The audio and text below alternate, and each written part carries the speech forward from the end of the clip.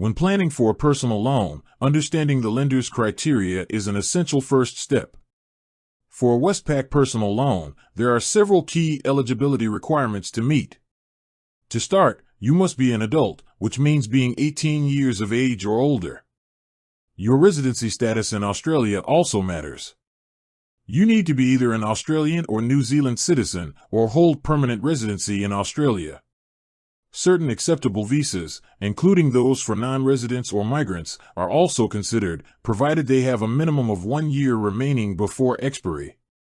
Lenders need confidence that you can repay the loan, so a regular, verifiable Australian taxable income is a must.